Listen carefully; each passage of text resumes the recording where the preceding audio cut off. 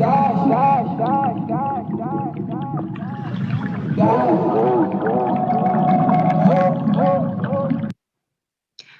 verdade. Se clicaste no link e entraste neste podcast é porque estás interessado em saber mais sobre assassinos em série. Ou será que és um deles?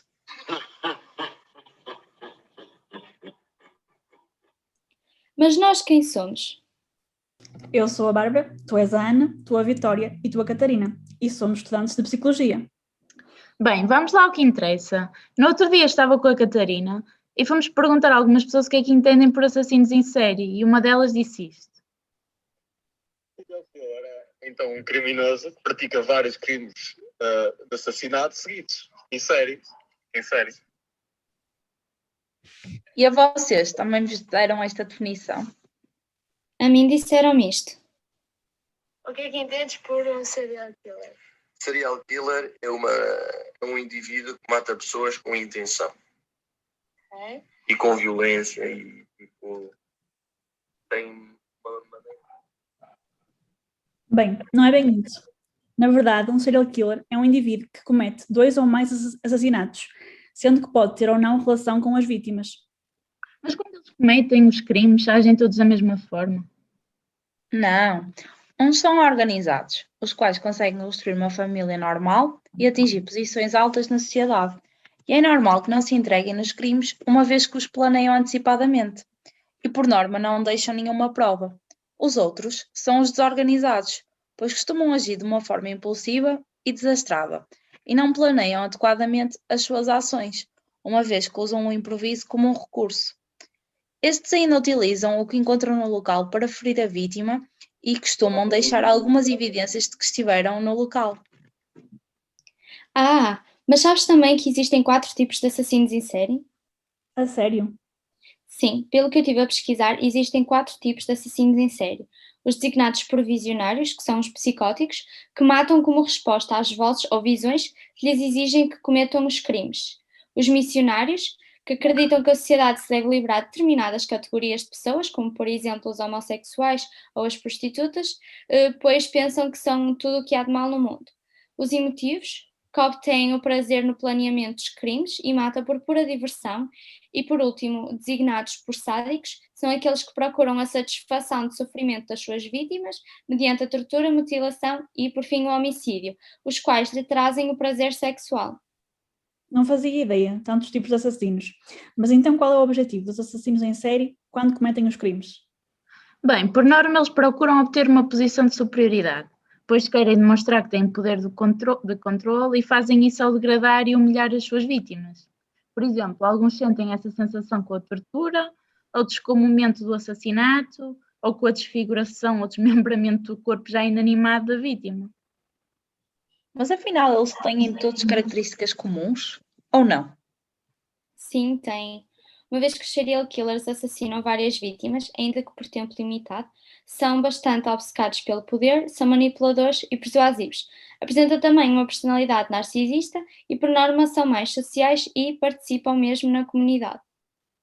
Ah, pois é. Daí eu ter ouvido uma vez a minha tia a dizer que a amiga dela tinha um vizinho que foi dado como serial killer, mas toda a gente do prédio dizia que ele era uma pessoa muito simpática e que cumprimentava todos, sendo uma pessoa muito atenciosa e amorosa. Mas ele nunca demonstrou ter nenhum indicador de um assassino em série? Não, mas sei que alguns o demonstram. É assim, por norma, os serial killers sofrem de psicopatia ou sociopatia. Há também indicadores na infância, como a piromania, que é ter fascínio por incêndios e gostam de ver as coisas serem destruídas pelas chamas, e enurese noturna, e o sadismo precoce, que normalmente se manifesta pela crueldade animal, não mostrando nenhuma hesitação em magoar animais pequenos com facilidade e esforçar-se para ferir os grandes. Mas então, como estás a querer dizer, é que quem demonstra esses comportamentos é um assassino em série? Não, Vitória.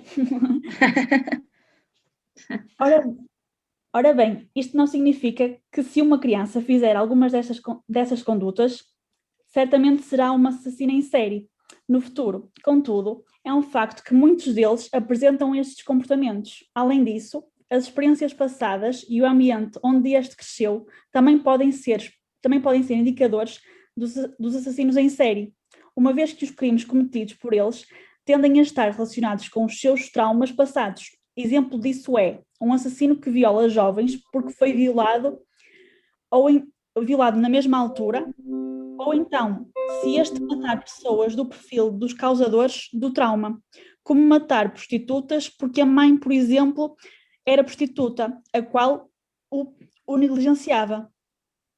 Isto parece mesmo tirado de um filme. Vocês já ouviram falar sobre o caso do Estripador de Lisboa? Ah, sim. Esse caso é que pareceu mesmo tirado de um filme. Mas o que é que aconteceu em concreto? Bem, esse homem assassinou 3 mulheres e as 3 vítimas eram todas prostitutas, mas a forma como ele as matou foi mesmo sádica. Era assim tão mau? Sim, ele primeiro perfurava-as na barriga e no tórax, só para tu veres. Depois estrangulava-as, desventrava-as também e também as cortava. É completamente desumano o homem. E ainda retirava partes do intestino e do fígado, sabe-se lá para quê? Credo, o homem era perverso a níveis que nunca pensei. Para vocês verem, ele até foi comparado ao Jack the Ripper. E quantos anos de pena é que ele cumpriu? Nunca foi apanhado, infelizmente. Desapareceu e nunca mais ninguém soube dele, se está vivo ou se está morto. Mas também, como o crime ocorreu no início dos anos 90, se calhar já deve ter prescrito. Mas se vocês acham que esse é sádico é porque nunca ouviram falar de Charles Manson. Ah, esse nome não me é estranho, mas o que é que ele fez? Ele primeiro criou uma seita hippie, a qual obrigava pessoas fragilizadas, que tinham fugido de casa e que possuíam algum problema emocional. Ele convencia as pessoas a roubar e a matar os ricos para levar o dinheiro para a seita, e escreviam mensagens com o sangue das próprias vítimas nas paredes dos locais dos crimes. Que homem asqueroso. E aproveitador também.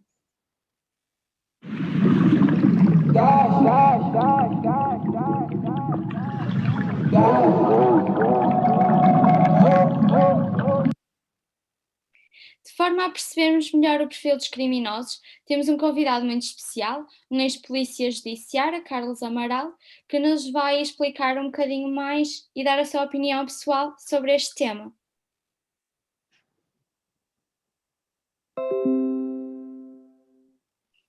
Olá, Carlos. Olá, Olá, Carlos. Olá! bom dia. Antes de mais, Carlos, agradecer a sua presença neste podcast. Como já sabe, vamos fazer-lhe algumas perguntas sobre assassinos em série, mas antes disso, Carlos, quer esclarecer aos nossos ouvintes o seu percurso profissional?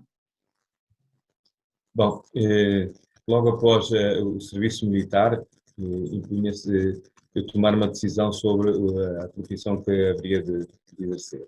E então, pronto, fascinou-me a ideia de investigar, de puxar fio à meada, de tentar encontrar os responsáveis pelos crimes, pelos atos criminosos, eventualmente fossem acontecendo no nosso país, e pronto, pensando nessa ideia, com uma pequena pesquisa, fiquei a saber qual seria o ramo policial que mais me interessaria. Portanto, uma vez que era militar, deixar de usar farda foi também uma boa característica, porque a polícia judiciária não usa fardas, usa a sua própria roupa e anda dissimulada no meio da população para poder fazer uma investigação mais isenta, mais linear e sem ser detectada, não é? Pronto, a partir daí fui selecionado ao fazer os testes, candidatei-me à polícia, eram cerca de 13 mil concorrentes, acabei por ser selecionado entre uma minoria de 30, 40 homens e mulheres, poucas mulheres na altura, havia apenas 3 ou 4 senhoras, das quais apenas uma conseguiu concluir o curso. Pronto, a partir daí, pronto, iniciei esta carreira de investigação criminal. Durou cerca de 40 anos. Eu passei por vários tipos de investigação, investiguei praticamente todos os tipos de crime, não é? Desde roubo, furto, burlas, crime económico na última fase, incêndios, investigação de incêndios, falsificação de veículos, falsificação de documentos, os homicídios, crimes sexuais, crimes de ofensas corporais, porque eu não estive sempre neste departamento, na parte inicial do meu percurso foi em Lisboa, depois segui para a Ponta Delgada, dos Açores, dos Açores, então vim para Braga. Portanto, nesses departamentos pequenos, os polícias não são específicos, não investigam só um tipo de crime. Tendem a investigar vários crimes, porque, sendo poucos elementos, não podemos estar circunscritos só a um tipo de crime. Portanto, só nesta última fase é que estava mais na área de crime económico e nos últimos anos mesmo passei a esquiar uma área de falsificação de automóveis, crimes de incêndios. Esquiava então uma brigada de 6 indivíduos que trabalhavam nestas áreas. Falsificação de documentos também. E pronto, é assim esta a minha experiência profissional de cerca de 40 anos de investigação criminal. E é exatamente então pela sua carreira brilhante como Polícia Judiciária que o temos cá hoje para desmitificar este tema tão controverso e ao mesmo tempo tão interessante. Muito bem. Vamos então começar com algumas perguntas sobre serial killers. Primeira pergunta: o motivo de não haver ou haver menos serial killers em Portugal será que tem a ver com a pequena área geográfica ou cultura, ou não? Tem a ver com tudo. Tem a ver com a cultura do nosso povo. As características do povo português não são propriamente umas características de um povo agressivo, as circunstâncias, não é? O local onde estamos instalados e por também sermos uma comunidade não muito de uma população não muito extensa.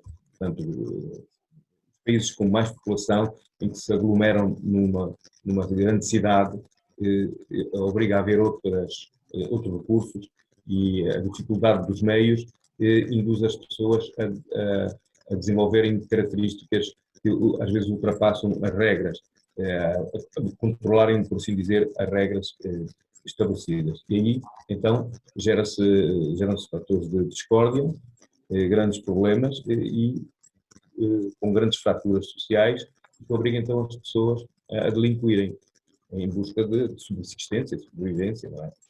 Quanto maior número de pessoas houver, maior é a possibilidade de haver distúrbios e fraturas nas camadas populacionais. Há maior desigualdade, não é?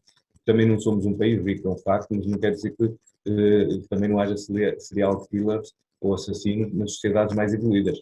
As sociedades mais evoluídas também geram, potencialmente, grandes criminosos, tendendo a volumes de dinheiro, e porque na base do crime quase sempre está o problema económico. Quase sempre está o problema económico. As pessoas matam por causa do dinheiro. As pessoas fazem vigarices por causa do dinheiro. As pessoas deitam fogo às florestas. Pode também haver uma vingança aí pelo meio. Há sempre vários ângulos de abordagem, mas quase sempre é por causa da razão económica. Para deitar abaixo uma floresta que impedia a construção de imóveis e por aí fora. Está quase sempre o dinheiro, a busca do dinheiro, o conforto que as pessoas pensam encontrar rapidamente, porque o dinheiro não se ganha de forma fácil, como vocês compreendem, e então o que as pessoas pretendem é rapidamente ficarem ricas. E como é a forma mais rápida de ficar rica? É assaltar a casa do vizinho do lado onde há muito dinheiro. Portanto, isso às vezes é perverso. E daí começa então o problema da estrutura da mentalidade humana e do equilíbrio, o respeito pelas regras. E é por isso que, em Portugal, sendo esta população um bocadinho mais, menos agressiva, com menos problemas sociais de grande fratura, podia estar mais bem resolvido ainda, mas pronto, há sempre questões que interferem umas com as outras, não é? Nós não podemos pensar a vida só isoladamente, só olhando para a nossa vida, para o nosso interesse pessoal e da nossa comunidade. É preciso ver também até que ponto é que nós vamos prejudicar outros, até que ponto é que nós conciliamos isso. O ser humano às vezes é perverso, daí os grandes problemas. Temos um problema com o vizinho do lado, em vez de o resolvermos, vamos ainda acirrá-lo, vamos ainda torná-lo mais difícil, o que depois resulta nos grandes problemas que nós temos em Portugal. Na questão criminal, e sobretudo destes crimes violentos do sangue, por exemplo, Portugal, na questão dos homicídios, teve muitos homicídios cometidos às vezes por estas questões de vizinhança. A pergunta dizia que, portanto, o nosso país não é propenso a este tipo de reincidências, precisamente porque, de facto, não encontramos uma índole assassina, uma índole criminosa de um determinado indivíduo. Não é? Esse indivíduo só se torna, de facto, um serial killer quando projeta cometer 2 crimes de homicídio ou 3, portanto, mais do que um. Portanto, já tem uma ideia concreta, já tem um desequilíbrio projetado na sua mentalidade. Não é como uma pessoa que, por alguma razão, numa briga de rua, por alguma discussão, e que acaba por infligir danos gravíssimos a um segundo ou a um terceiro. Não é? O serial killer projeta aquela ideia, porque entende que aquilo é que é assim, ou por vingança, ou por qualquer outra motivação que ele tenha, mas de facto há ali um projeto mental que é contra a regra, que não respeita de facto essa lei fundamental que é o respeito pela vida. Porque o crime de homicídio ou qualquer tipo de crime existe porque há uma regra definida que diz que não podemos matar outro, temos um crime de homicídio, não podemos roubar, furtar o bem de um terceiro. Constitui um crime de roubo, um crime de furto. Portanto, havendo esta regra instituída no país, há que respeitá-la. E, normalmente, o assassino, o criminoso, não respeita essa regra, não quer saber da regra de nada, o seu propósito é aquele: eliminar um concorrente, eliminar as pessoas que ele projeta, sejam elas ou porque são senhoras, ou porque são jovens, ou porque são idosos, ou porque são ricos, não é? Também pode haver aqui aquelas motivações políticas, aí já vamos para o campo do terrorismo, não é? Imaginem uma pessoa que projeta eliminar o maior número de pessoas, como fazem algumas sociedades agora, não é? Eliminar o maior número de pessoas. Então, pegar num kamikaze, num homem que esteja completamente munido de explosivos e vai explodir-se no meio da população. Isso é terrorismo. Não tem nada a ver com aquilo que o nosso objetivo neste estudo. Não é? Este estudo fala de uma pessoa em concreto, não é? Podem ser duas, não é? Mas normalmente a literatura fala sempre num serial killer como uma pessoa isolada, projeta sozinha aquela ideia, que também estamos a ver, não são duas pessoas assim, olha, vamos ser criminosos. Não é como combinarem e jogar uma partida de ténis, tem que ser os dois opositores, e neste caso o serial killer é um indivíduo isolado, sozinho, desequilibrado, porque a sua mentalidade já está projetada naquele sentido, tem aqueles defeitos, aquelas cargas, que vocês estudam bem isso agora, não é? Melhor do que eu, que fazem com que essa pessoa não respeite as regras e que tenha aquele propósito definido que entenda que deva cumprir essa missão. E é aí que ele interfere, eliminando um ou outro indivíduo. Daí a razão que eu encontro em Portugal não haver grande registro de indivíduos com esse propósito. Eventualmente, porque viram um filme na televisão, uma série, ok, mas eu penso que tem a ver mesmo com um desequilíbrio, porque é preciso ser muito violento para entrar por um campo destes, ou seja, infligir danos, agressões tão graves, concretas, com o propósito efetivo de matar. Sabem que num crime de homicídio, o tribunal, que os juízes vão também considerar, é a intenção firme de matar, porque se a pessoa não mata com essa intencionalidade, podemos estar aqui perante um crime de, sei lá, agressões que podem resultar na morte agravada. Agora, o serial killer tem aquele projeto concreto, como vocês também já estudaram e já podemos abordar aqui em outras ocasiões, o objetivo é mesmo silenciar aquela pessoa. É perverso, mas é assim. Daí que eu entendo que, de facto, essas pessoas têm um desequilíbrio, têm um problema mental. Apesar de haver menos assassinos em série em Portugal, como já referido, quando há algum crime deste género e quando o assassino é diagnosticado com distúrbios de psicopatia ou psicose, eles são presos ou não? É assim, sempre que a investigação... Eles postos, por exemplo, em hospitais psiquiátricos? Pois, eu percebo a pergunta. É assim, a investigação comprova que um determinado indivíduo é o responsável por um determinado ato. A partir daí, depois é preciso outros técnicos, neste caso psicólogos, psiquiatras, solicitados pelo tribunal, que vão analisar a personalidade daquele indivíduo para saber se ele é ou não imputável.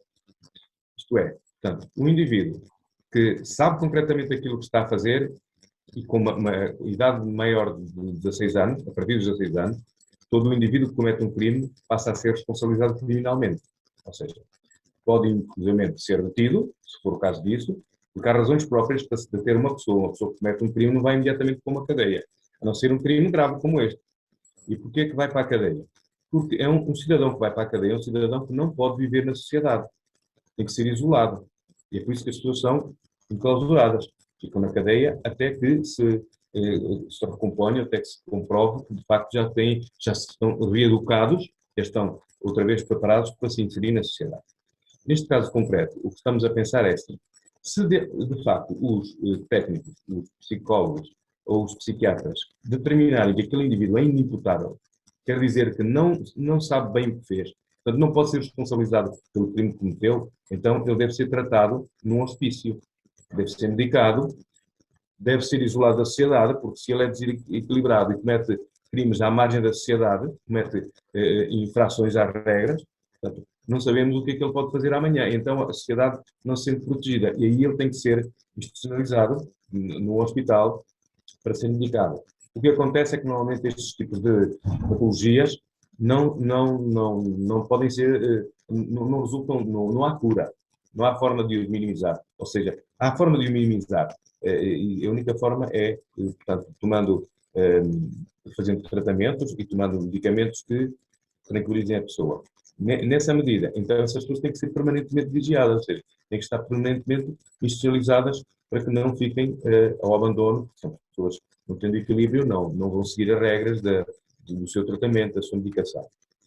Quando o indivíduo é condenado criminalmente e é considerado responsável criminalmente, esse indivíduo tem que ser institucionalizado, mas neste caso não será num hospício, e sim numa cadeia, que é o sítio próprio onde ficam as pessoas perigosas. E aí, nessa forma, não há volta a dar. Porque os serial killers, sendo eles pessoas desequilibradas, não deixam de ser inimputáveis. Não sei se me faço entender. Apesar de se compreender que são pessoas que têm uma forma anormal de proceder, são delinquentes, porque são propensos a continuar aquele tipo de atividade e têm aquele propósito firme, eles são responsáveis criminalmente. Agora, também vocês acho que já colocaram essa pergunta que já podemos também, se calhar, abordar. É o facto de eles irem todos para o mesmo estabelecimento prisional.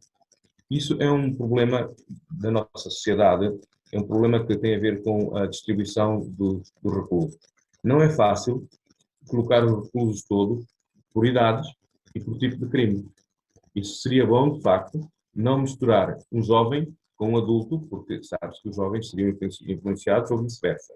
E misturar, por exemplo, um assassino com um burlão. O burlão normalmente é um indivíduo pacífico, mais dócil, mais pacato, não é violento na sua abordagem, enquanto, por exemplo, um assassino, um assaltante à mão armada, é normalmente um indivíduo muito mais propenso a crimes de grande violência. Exatamente como acabou de referir, nós íamos realmente fazer-lhe essa questão, que quando os serial killers vão presos, eles vão todos vão juntar-se nas mesmas aulas prisionais que indivíduos que cometeram crimes de menor relevância. Isso não será prejudicial para os outros? Não aumentará, por exemplo, a agressividade nos outros? Sim, é claro, é exatamente aí o ponto.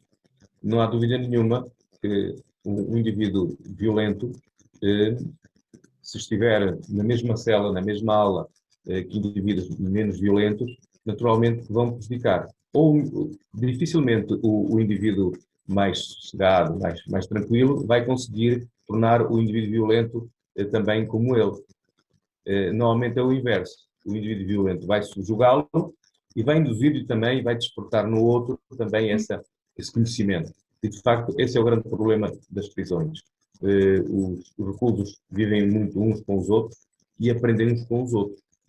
Aprendem os maus comportamentos, com certeza também aprendem alguma coisa, devia haver essa componente nas cadeias, mas normalmente uns com os outros, contando a sua experiência, uns vão influenciar os outros e às vezes o indivíduo sai da prisão ao fim de 2 ou 3 anos, mais violento ainda, mais refinado e mais competente do que, do ponto de vista negativo, do que era quando entrou para a reclusão.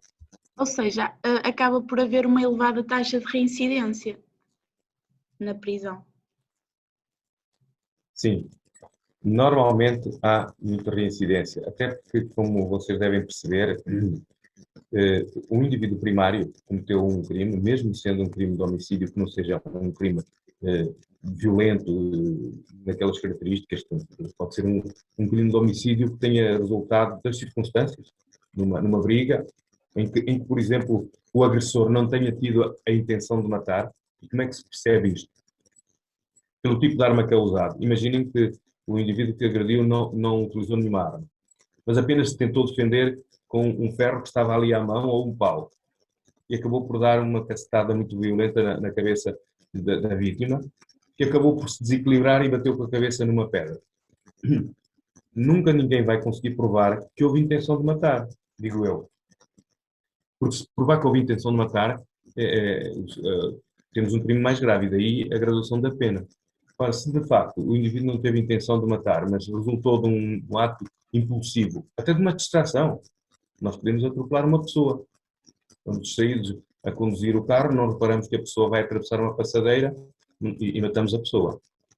Nesses casos, sendo um caso isolado, dificilmente um juiz pode prender as pessoas e mandá-las para a cadeia. Dificilmente, sendo primário. Ora, normalmente, quando se fala da reincidência, é um indivíduo que é propenso, cometeu um assalto, pegou no dinheiro do assalto, viveu bem durante algum tempo, acabou o dinheiro e voltou a cometer outro assalto, tornam-se reincidentes, e quase sempre a população prisional tem indivíduos reincidentes. Por norma, quando estamos perante um serial killer, qual é a pena mínima aplicada? Numa circunstância dessas, não temos pena mínima. Digamos que temos pena sempre máxima. Porque a pena mínima é justamente para graduar. É complexo, os juízes têm várias regras, têm várias fórmulas para poderem atribuir a pena, entre a pena mínima e a pena máxima. Justamente para graduar, como já lhes expliquei. Se uma pessoa agrediu a outra e ela acabou por falecer, temos um crime de homicídio, a pessoa é responsável pelo crime de homicídio, devia prever, por exemplo, que ao dar aquele empurrão, aquele encontrão violento, podia, de facto, provocar a morte à pessoa, não é? Mas não houve essa intenção. Estamos a falar de um caso isolado. Então, essa pessoa será condenada à pena mínima. Um serial killer nunca pode apanhar a pena mínima, porque ele comete, no mínimo, 2 homicídios. Ou 3, não é? Portanto, como ele é reincidente, em alguns países o sistema penal é assim. Há uma soma direta dos valores, por exemplo, aqui em Espanha. Por cada homicídio, imagina que uma pessoa é condenada com 20 anos. Se cometeu 3 homicídios, é 20 mais 20 mais 20, são 60 anos de pena de reclusão. Em Portugal não é assim. Há o cúmulo jurídico. Em Portugal, a pena máxima que se pode atribuir a qualquer tipo de crime, neste caso o crime de homicídio é um dos mais graves, a pena máxima vai até aos 25 anos, nunca mais do que isso. É um bocado complexo isto, de facto, e algumas pessoas, eu próprio, não concordo com o facto de uma pessoa que mata uma pessoa por causa da perversidade, da maneira agressiva como aconteceu, por ser uma pessoa indefesa, a vítima e por aí fora, o arguido vai apanhar a pena máxima, 25 anos. Como vocês veem recentemente a nossa história, este caso da Rosa Grilo, daquele pai da Valentina e por aí fora. Portanto, são questões muito complexas. A pena máxima são 25 anos, nunca vai para além disto. O serial killer, ao fim de matar 3 ou 4 pessoas, vai apanhar também a pena máxima. O nosso sistema jurídico é assim que funciona, porque fazem o cúmulo jurídico. Não é uma soma direta de 6 mais 6 mais 6, mas é conforme os juízes entendem. É o limite máximo. Porque, desculpa, é que o nosso sistema jurídico entende que nós não podemos entrar por uma via da prisão perpétua. Se nós somarmos 20 mais 20 mais 20, se temos 100 anos, estamos a falar de uma prisão perpétua. E o nosso sistema não permite isso. Se me dizem que, de facto, é injusto, é injusto. Uma pessoa que mata 3 ou 4 pessoas deve ficar 4 vezes mais tempo na cadeia do que uma pessoa que matou só uma. Mas isto é muito filosófico e problemático. Em princípio seria assim, digo eu. A pena pode então ter a ver com a forma como este matou a pessoa? É uma das formas que interfere na atribuição da pena é a violência, a maneira como é cometido o crime. A violência a maneira agressiva como o crime é cometido, em função depois por exemplo, se estivermos a falar de uma luta entre duas pessoas, em que uma acaba por sucumbir, estamos a falar de uma agressividade mútua. Ora, quando a vítima, por exemplo, é indefesa, uma pessoa idosa que está na sua casa, e o ladrão assalta a casa e não respeita a vítima, podia amaniatá-la, podia prendê-la num quarto, mas não. Agrediu-a, sendo ela uma pessoa idosa, indefesa, o juiz fica muito mais sensibilizado para atribuir uma pena mais gravosa a este arguido, que é muito mais violento. A forma como os tipos de crimes são feitos, como são engendrados, são preparados, premeditado. Um serial killer normalmente premedita os seus crimes. Ou seja, projeta a intenção de matar por mais de 24 horas. Organiza-se, prepara as armas, os meios, vigia a vítima e por aí fora, persegue a vítima. Portanto, tem aquela intencionalidade incutida no seu próprio espírito, bem orientada, bem padronizada. E às vezes é por isso que se torna muito difícil investigar estes crimes. Com base na sua experiência profissional ou de relatos de colegas da sua área, é possível delinear traços característicos dos serial killers? Isso é uma matéria complexa, de facto. Com certeza que eles têm alguns traços característicos. Está aquela determinação. Normalmente são pessoas que se isolam, não têm um ambiente familiar seguro, não estão bem estruturadas na vida. Dificilmente encontramos um serial killer que seja uma pessoa bem posicionada na vida. Porque, não sei se estão a ver, isto tudo tem a ver com o distúrbio mental das pessoas. Uma pessoa que tem uma ideia concreta, aquilo que nós chamamos um padrão de vida dentro da normalidade social, é uma pessoa que projeta a vida como cada um de nós. Estudar, evoluir, criar uma empresa, ter um emprego, ter o nosso núcleo familiar, projetar na evolução das condições de vida, melhorar a sua condição de vida, a sua autonomia. Estes indivíduos normalmente têm dificuldades em todos os aspectos. Desde a área económica, que normalmente podem ter algum dinheiro, sem dúvida que têm, às vezes até dinheiro com alguma facilidade para poder chegar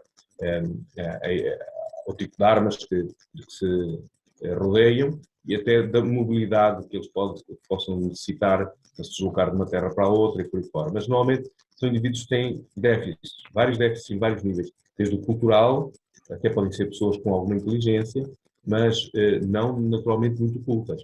Uma pessoa culta, civilizada, é uma pessoa que respeita os padrões, digo eu. Por fim, a última pergunta é um bocado para complementar a que a minha colega fez. Se através das características que possam vir a encontrar, dá para evidenciar suspeitas se o suspeito for um serial killer ou não? Bom, nós encontramos o caminho, identificamos um serial killer, como já lhe expliquei também, então já tivemos outra ocasião de estudar isso, tem a ver com o modus operandi, a maneira como o crime é cometido. Não é? Dependendo do espaço também, porque o serial killer tanto pode cometer os seus crimes de homicídio na mesma cidade, como em várias outras cidades, dependendo do objetivo. Imaginem que ele quer eliminar políticos influentes. Então, comete um numa cidade, outro noutra, outro noutra. Neste caso, alarga o espaço físico. Em termos de espaço temporal, também sabemos que eles não atuam no mesmo dia. Podem atuar entre semanas e até levar anos, e assim sucessivamente. E como é que a polícia investiga isto? Pelas características da maneira como o assassino agride as vítimas. Normalmente utiliza quase sempre o mesmo tipo de arma. Pode ser uma arma branca, se tem facilidade em movimentá-la, se é um indivíduo pulsante, portanto não quer confronto com a vítima, não é? Se for um indivíduo fragilizado, frágil, que não tenha capacidade de se envolver em luta com a vítima, é um indivíduo que utiliza, por exemplo, uma arma, utiliza, por exemplo, o veneno, se tiver possibilidades de envenenar a vítima, não é?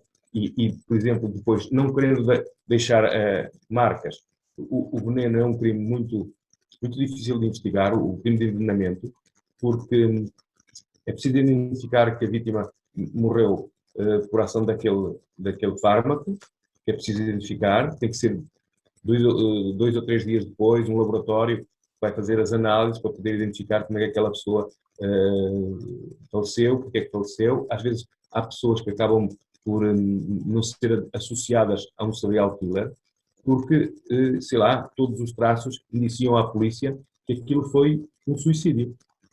Percebem? Ora, se realmente o serial killer conseguir criar toda esta envolvente a ponto de as pessoas, inclusivamente deixando uma carta escrita, não é?